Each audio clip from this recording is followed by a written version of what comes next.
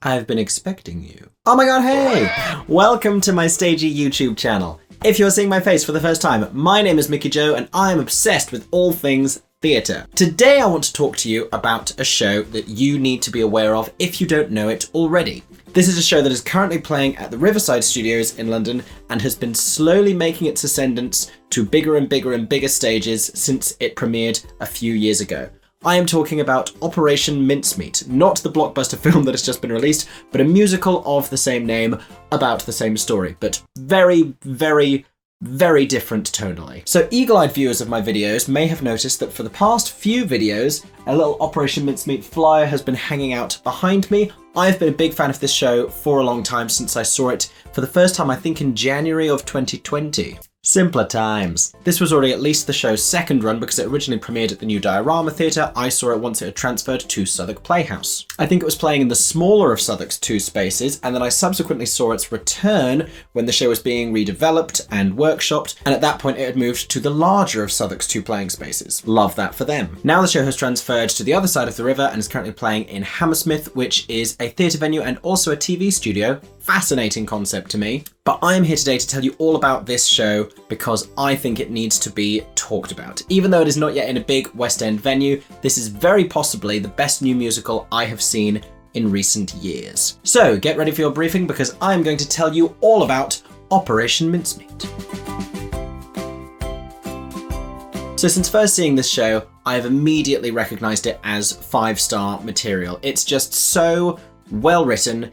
It is so exciting, it's so fresh, it's so original. It draws inspiration from the worlds of Hamilton, it draws inspiration from the worlds of Showstopper, from Mischief Theatre. It has elements of those sort of comedic and contemporary styles, but it makes something incredibly fresh, incredibly unique, and with completely its own voice, completely its own sense of humour. Not often do you see new musicals written with such personality. This show just has such a voice in its composition, in its direction, in the way that the whole thing has been put together. Let me tell you a little bit about this show. So in the midst of World War II, we are introduced to the public school alumni working in MI5, trying to find creative and innovative ways to help give Allied forces an advantage in the ongoing conflict. We meet Ewan Montague, who is wildly self-important. We meet Charles Chumley, who is on the opposite end of the spectrum and has just no ego whatsoever. We meet Ian Fleming, who is obsessed with writing novels about underwater cars. And we go through this very fast-paced premise where we are introduced to the concept of an operation called Mincemeat, which is this elaborate and slightly bizarre and very possibly slightly morbid scheme to deceive the Germans into thinking that the British are planning to attack Sardinia when in reality they are planning to attack Sicily by stowing false documents in a briefcase that will be handcuffed to the arm of a corpse that they will pass off as a crashed fighter pilot in the south of Spain.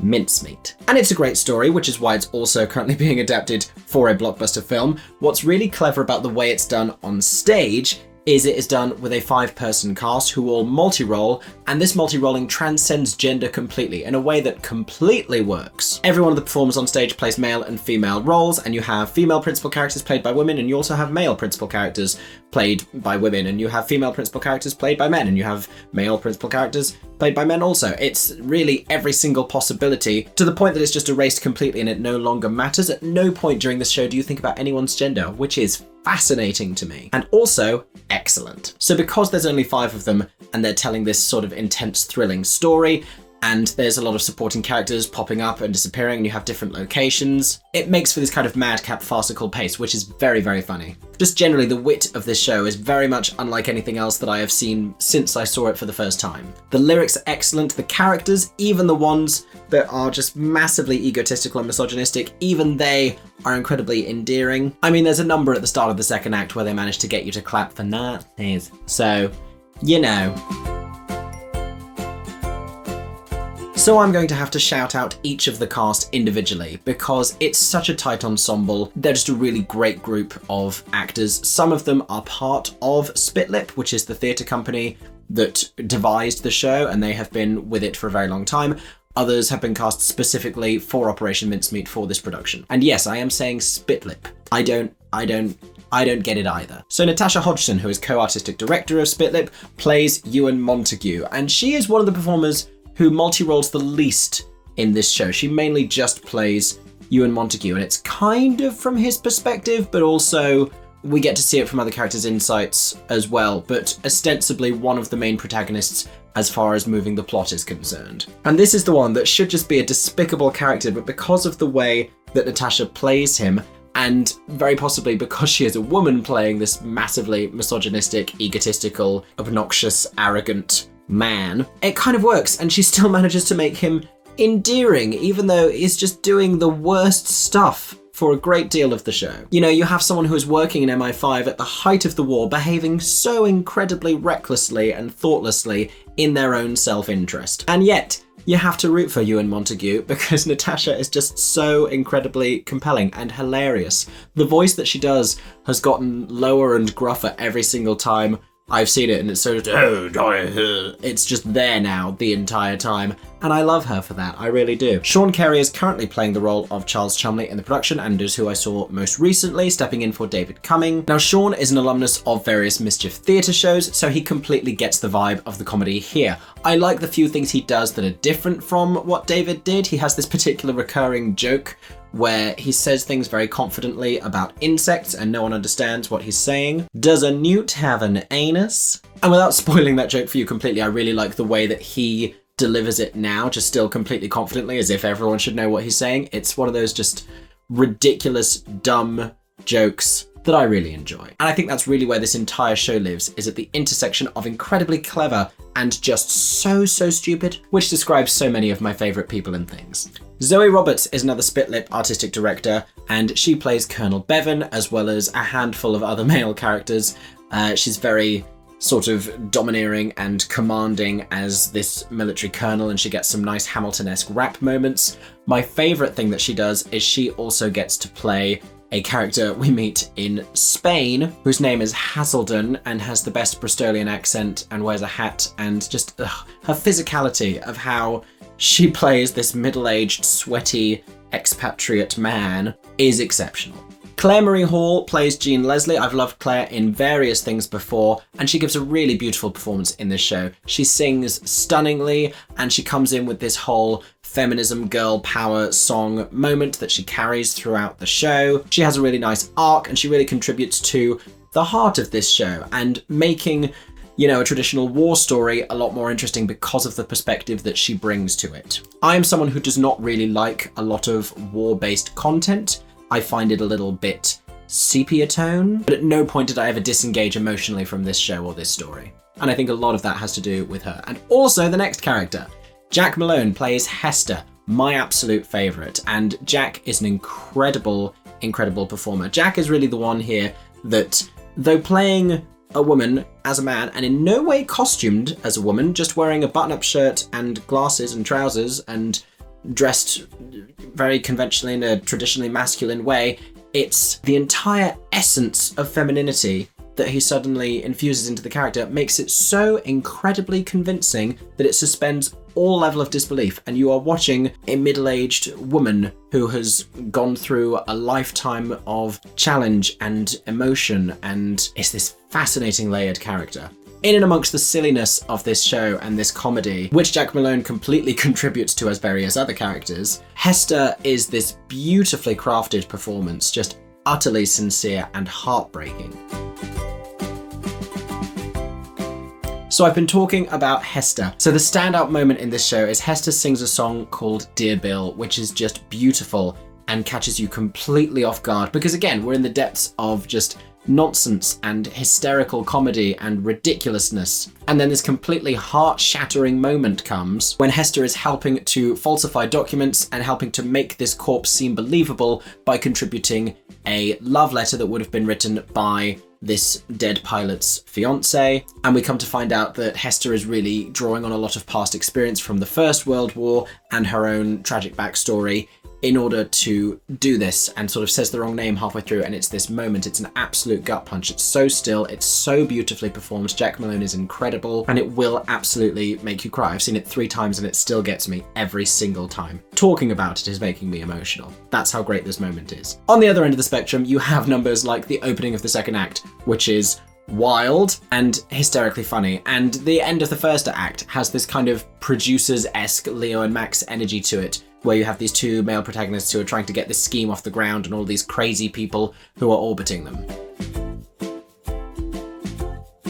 So this is a very good question and a very interesting thought, because this is a show that has been trying to get off the ground for a very long time and has more buzz about it than most small musicals. This show won the Evening Standard Award for Best New Musical up against some really big heavyweights. The only reason it didn't win the Olivier Award for Best New Musical is because it hasn't yet been eligible, but I do think, certainly in the last year, out of all of the new musicals we have, this is far and away a stronger new musical in terms of its writing, in terms of its character, an awful lot about it, than the new musicals which were eligible at the Olivier Awards and the ones that went on to be nominated and win. Controversial. So what this show needs to do now is build up enough buzz and enough momentum to establish a West End transfer. The theatre I really want to see this in is the Criterion. I think just the interior and the architecture of that venue would work so well stylistically and period and timeline wise for this show.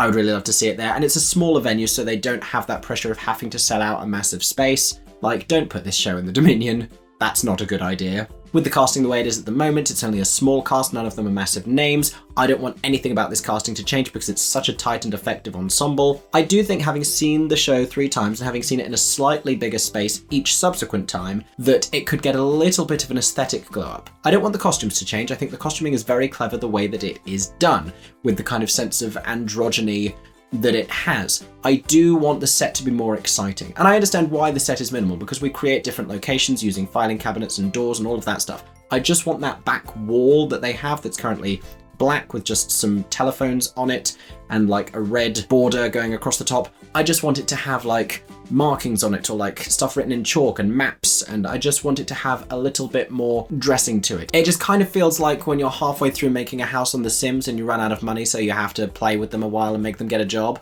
That's what this set reminds me of. And more than one person has mentioned how much it looks like Showstopper, the improvised musical, because it is quite threadbare and has a lot of formal wear in black and white with red elements. The two have a definite visual similarity. I will also say, if this show is to go on to have a further life, I am concerned about them not having enough understudies. I do think it's fascinating that there's currently only one understudy attached to the show, and I want to know if this understudy covers male and female roles interchangeably, because I feel like you could with the way that this show is written. That, I think, is a genius idea and something I really want to know more about. But it makes me nervous that you have this kind of a high energy show and you don't have more understudies attached to the production. It feels like tempting fate a little bit. I also want to talk briefly about the marketing, which is not something I normally mention a lot in these videos. However, I'm gonna out myself as a fool now. I only recently got the marketing in this show and what it's trying to look like. I'm not going to tell you what it is, but it's the face of someone very specific and World War II related that is being created kind of like in a Homer Simpson, M and the G, Matt Groening on his ear-esque way. And that's clever and I enjoy it. But I do think they are shooting themselves in the foot a little bit by not having bigger signage. Even on the posters outside the theatre, the actual words Operation Mincemeat are so tiny, it's very hard to see. And you need a bigger marketing presence. I'm thrilled that they took out ads in the trailers for the Operation Mincemeat film. That's a genius piece of marketing. I also like that they acknowledge the film now during the show. That's something more recently that has been written into the show, where they nod to the fact that a film of the same title is currently out in cinemas. I've recommended this show to so many people. Any kind of really committed theatre goer, if you want to see just objectively excellent theatre, if you want to see theatre that is going places, if you want intelligent theatre, witty theatre, if you like Mischief or Showstopper or Sondheim, any of the above, because of the cleverness and the humour of these lyrics and this script, you absolutely have to go and see this show. If you liked Pride and Prejudice, sort of, if you like any of those kind of ensemble shows where people multi-role and play different parts and it's fun and it's witty, you're going to love this vibe as well. The style of humour transcends generations, but I do also think speaks very specifically to that kind of irreverent, dumb middle generation between TikTok and Facebook, which has a name. Someone can tell me in the comment section what my generation is called. I'm not a Gen Z. I just don't feel like I am. I don't spend enough time on TikTok to be a Gen Z. Honestly, the way I keep summarizing it is I think the Only Connect crowd will really enjoy this. So if you like the quiz game show Only Connect on TV, you will really love Operation Mincemeat. It's very that vibe. But also don't think that this show is in any way pretentious and inaccessible and lofty, because it's really not. At the same time as being so clever, it is also so dumb. And that's what makes it beautiful. How did I quote One Direction in an Operation Mincemeat review? How did that happen? How did those two things ever come together? fascinated by the way this has turned out. So those were my thoughts on Operation Mincemeat. If you have seen the show already at the new Diorama or the Southwark Playhouse or the Riverside Studios, let me know your thoughts down in the comments section. If you are going to see the show soon, let me know about that as well. Also, if you want to support me as a stagey content creator, head over to patreon.com/MickeyJoeTheatre, where you can gain access to exclusive photo and video content. Thank you so much for watching this video. I hope you enjoyed. If you did, make sure to subscribe to my channel for plenty more stagey content coming soon about all your favorite shows. If there's something specifically you would like me to review or talk about on my channel, let me know in the comments section. I hope that everyone is staying safe and that you have a stagey day. For 10 more seconds, I'm Mickey Joe Theatre. Oh my god, hey, thanks for watching, have a stagey day. Subscribe!